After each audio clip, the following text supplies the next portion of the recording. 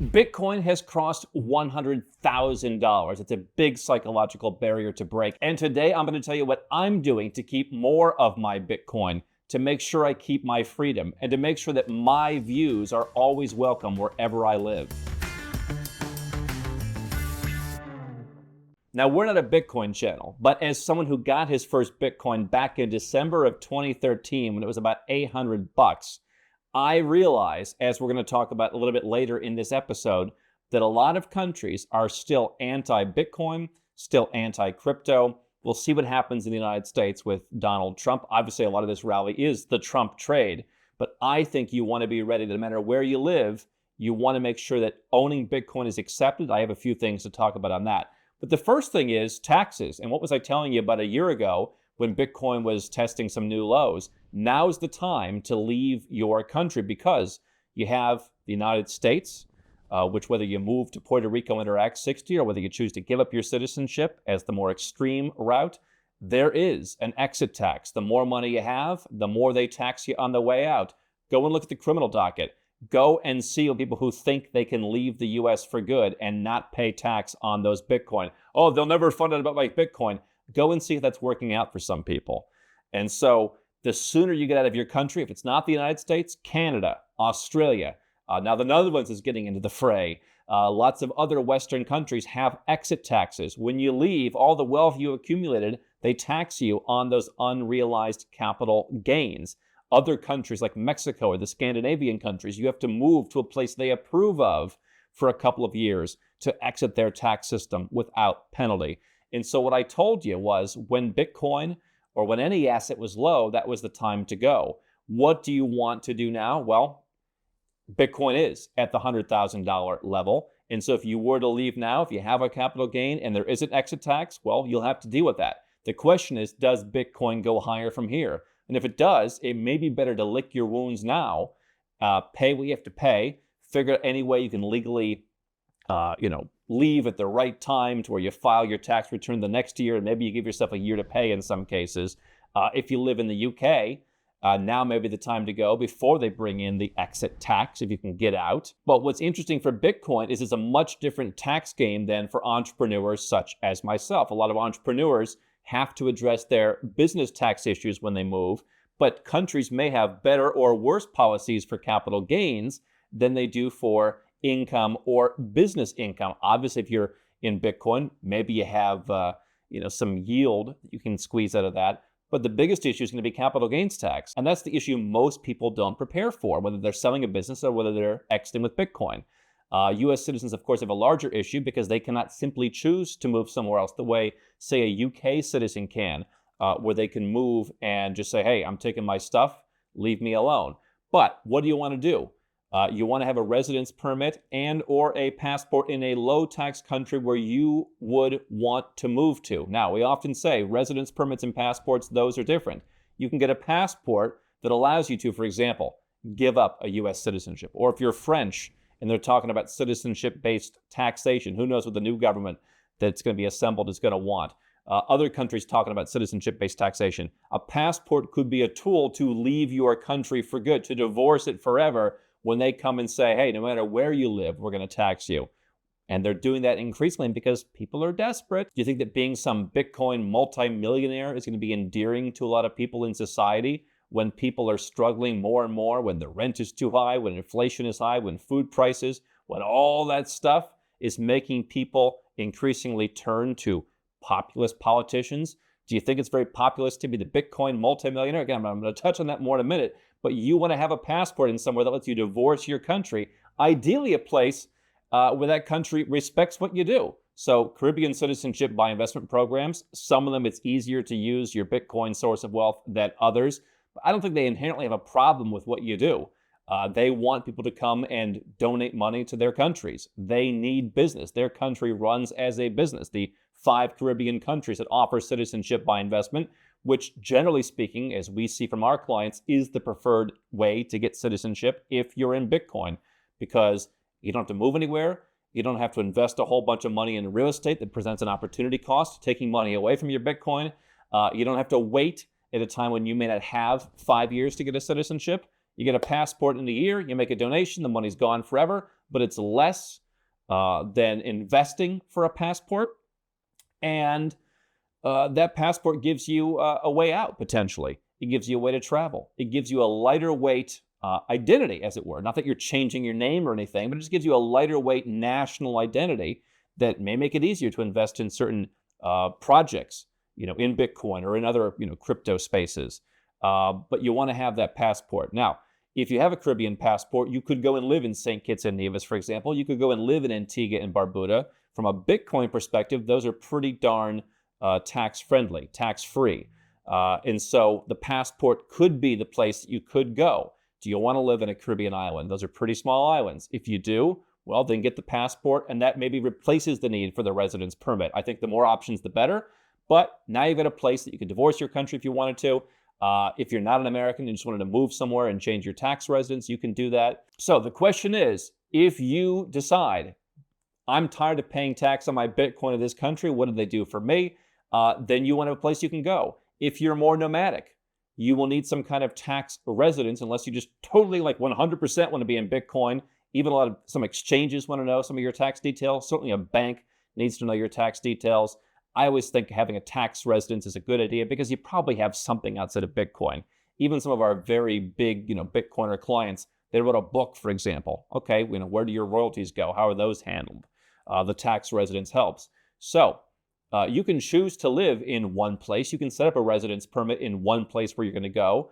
But if you're nomadic and you just want to explore different places, Antigua and Barbuda, Barbados, Georgia, other countries like that have what are called paper tax residences. You don't have to live there all the time. You can throw Malta onto that list too.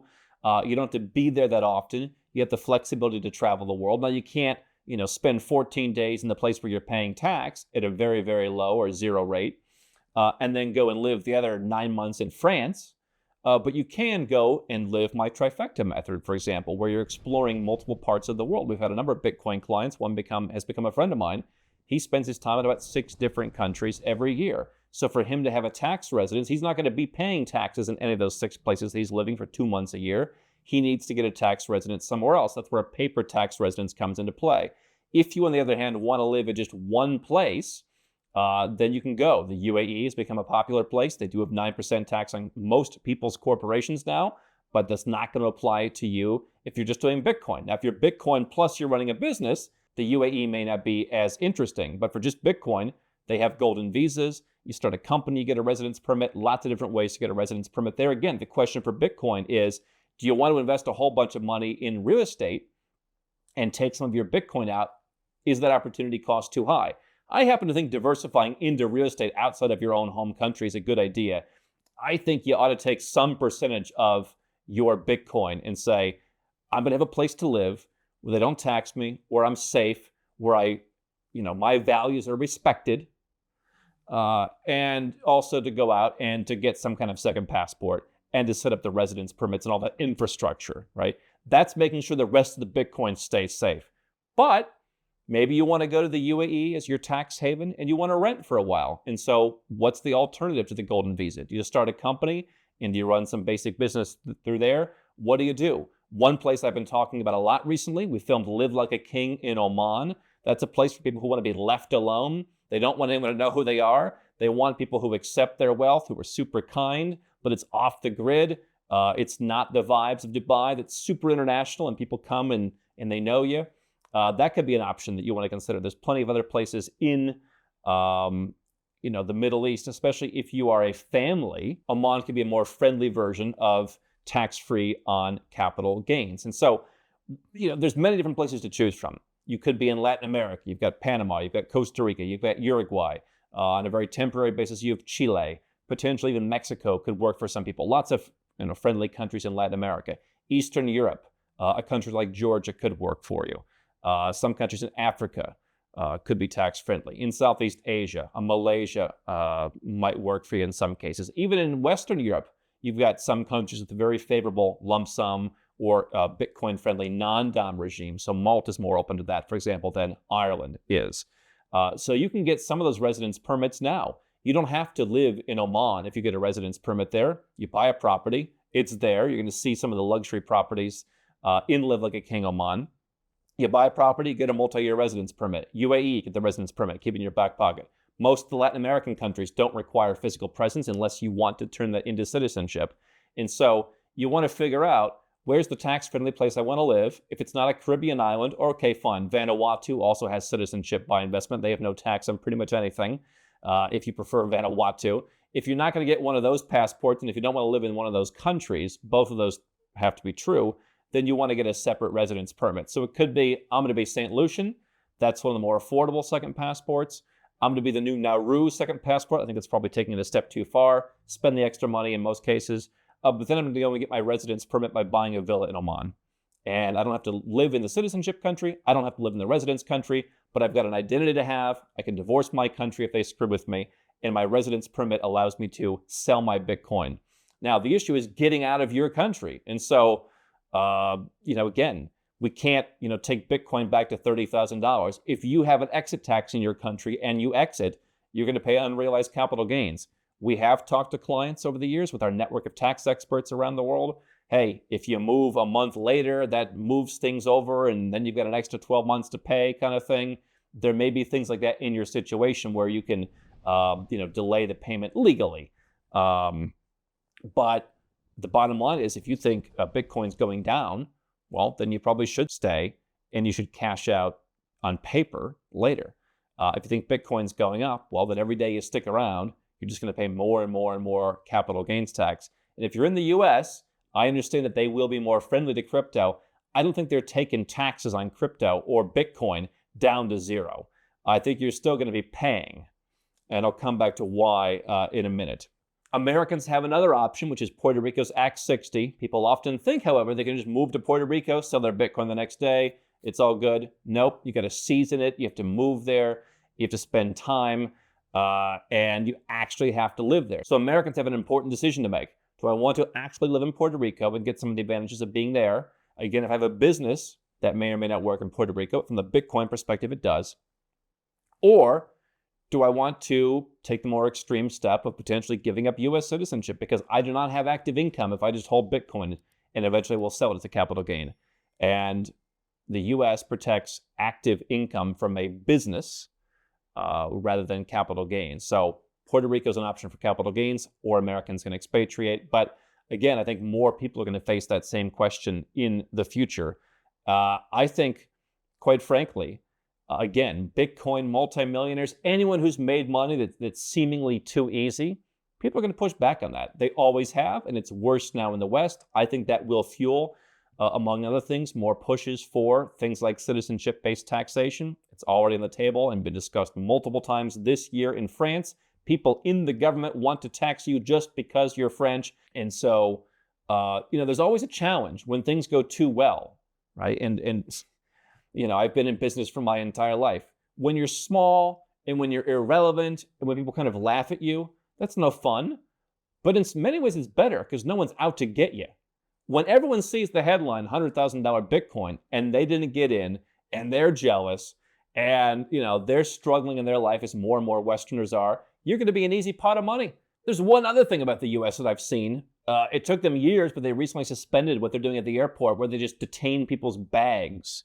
It wasn't even legal, I don't think, but it was pretty harrowing to watch as they just go through the airport, getting onto planes in plain clothes, saying, hey, show me your bag, maybe you have some cash. And if I do, then the government's going to take it. They're going to pay part of that money to an informant at the airline, and then it goes to God knows where within the government.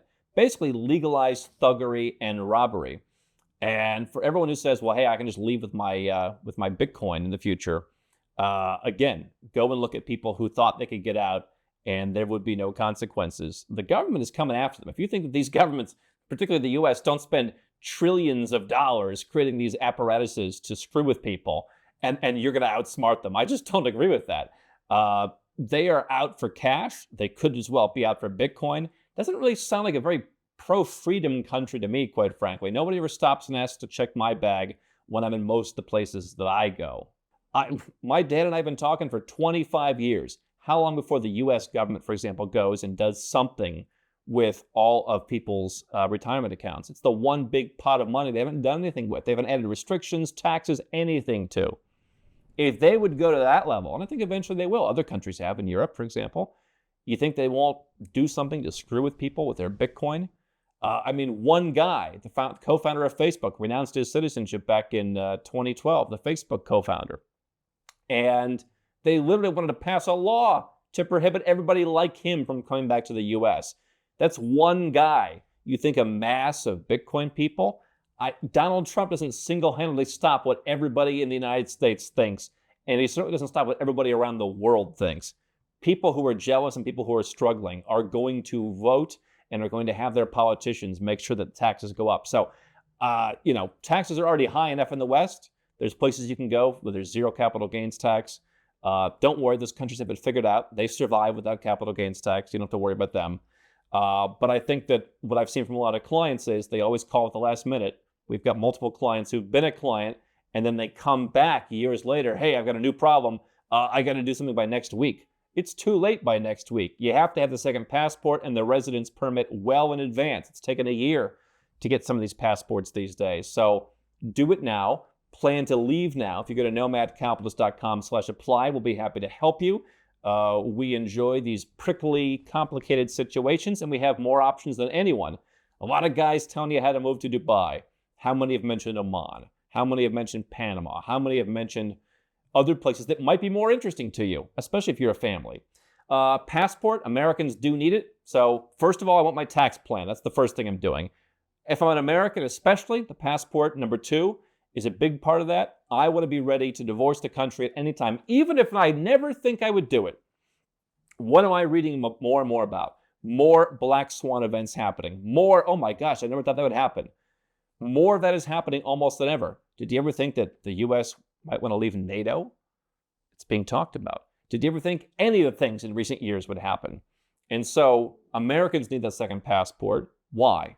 Because if they want to introduce some new law, perhaps fueled by more left-leaning populism to come after certain people who made money too easily, you can have a year to wait around when that law comes into play and they take your stuff.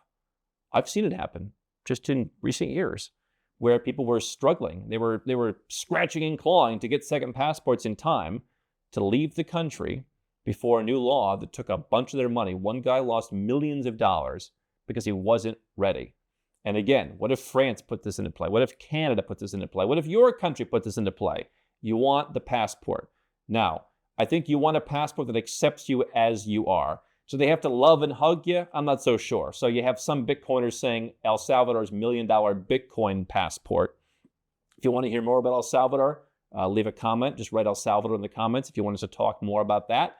I've never felt they had a clear framework for residence and citizenship. I think it's a little bit too much sizzle and not enough steak. But they've got the $1 million Bitcoin freedom passport. And, Max Kaiser was talking about it to us at Nomad Capitalist Live a couple of years ago. I don't think you need to pay 5 times the price of a comparable passport. You can get Dominica, you can get St. Lucia for 1/5 that price. And they don't judge you for being into Bitcoin. They may not as easily accept it as a source of wealth. We've worked with our clients on that over the years. But I don't think you need to pay 5 times the price because a country is actively pro-Bitcoin versus one who's like, hey, just chill. Just you do you. Like, we're cool. Like, we're not going to judge you. All right. That's my opinion. Now, if you're a billionaire, and we have a few of those working with us, then, hey, maybe the price difference doesn't matter. But you could get a couple different passports for the same price as El Salvador. And what I would rather do is, if you're going to spend $1 million, kind of, move between the different options. I'm going to have a couple. And if one goes, out of vogue with Bitcoin, so be it. But any country that has a passport through citizenship by investment is probably not in the business of judging. They have a business. Their country runs more as a business. They run it the way you run your business. We have things we need to pay for. We have people we need to take care of. How are we going to bring in the money to do that? And yeah, we're going to have proper due diligence. And yeah, we don't want criminals coming into our country. But if some guy who doesn't even live here wants to buy Bitcoin, we're not going to get in the way. And so I think that you don't want to overpay. It used to be I saw people overpaying for St. Kitts and Nevis, which for some people is a good deal, by the way. We've had plenty of clients do St. Kitts and Nevis. But there were other people who overpaid $50,000 to get St. Kitts and Nevis because they heard some, snazzy marketing pitch. I never want you to overpay for passports, especially if you're in Bitcoin. The most affordable passport is probably the most interesting, which is why this new Nauru passport at $105,000, it's not a place you could ever live. It's really out of the way, at least unlike the Caribbean islands. You can get there on some relatively normal flights. But if you're just in full opportunity cost mode, Nauru, Vanuatu, those could be interesting. They're not as good for visa-free travel as the Caribbean ones. But you want to look at those.